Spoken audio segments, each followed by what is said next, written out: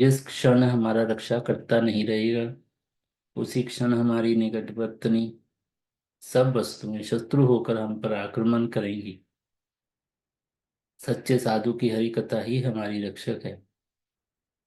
खुशामद करने वाला गुरु या प्रचारक नहीं होता। पशु पक्षी कीट पतंग आदि लाख लाख योनियों में रहना अच्छा है, तथापि कपट का आश्रय लेना अच्छा नहीं। कपटता रहित व्यक्ति का ही मंगल होता है। सरलता का दूसरा नाम ही वैष्णवता है। परमहंस वैष्णव दासगण सरल होते हैं, इसलिए वे ही सर्वोत्कृष्ट ब्राह्मण हैं। जीव की बहिर्मुख रुचि को बदलना ही सर्वपेक्षा दयालु व्यक्ति का एकमात्र कर्तव्य है। माया के जाल से एक जीव की रक्षा कर सको तो अनंत कोटि अस्पताल बनाने की अपेक्षा उससे अनंत गुना परोपकार का कार्य हो।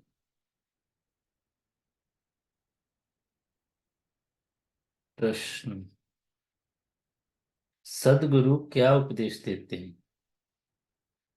उत्तर। इस जगत में उपदेष्टाओं का अभाव नहीं है। जगत के लोग कहते हैं कि यहाँ की जो आवश्यकताएं हैं, पहले उनमें विशेष रूप से मन लगाओ, परंतु उससे हित के विपरीत फल होता है। आवश्यकताओं की मात्रा केवल बढ़ती जाती है। सामयिक आवश्यकताओं को पूर्ण करने के लिए अनेक आवश्यकताओं के बीच में अनेक अभाव और असुविधाओं में डूबना पड़ता है। इस जगत में आसक्ति के साथ वास या आसक्ति रहित होकर अति वैराग्य का प्रदर्शन, इन दोनों में से किसी से भी मंगल नहीं होने वाला। जगत में बहुत से ठग लोग साधु के वेश में जीवों को धर्म अर्थ काम मोक्ष के लिए प्रेरित कर तथाकथित धार्मिक करने के लिए व्यस्त हैं।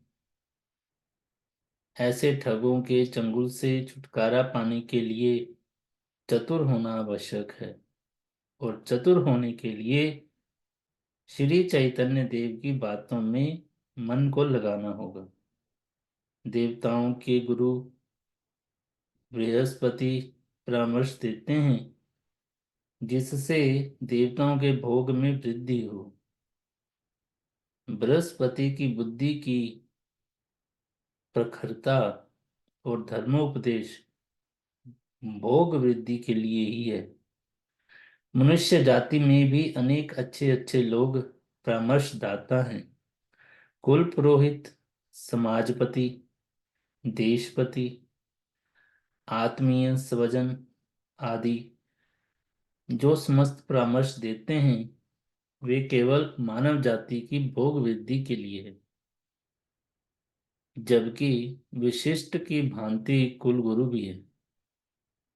वे निवृत्त जीवन का परामर्श देते हैं, किंतु वैष्णव सदगुरु एकमात्र हरि भजन के लिए ही परामर्श देते हैं।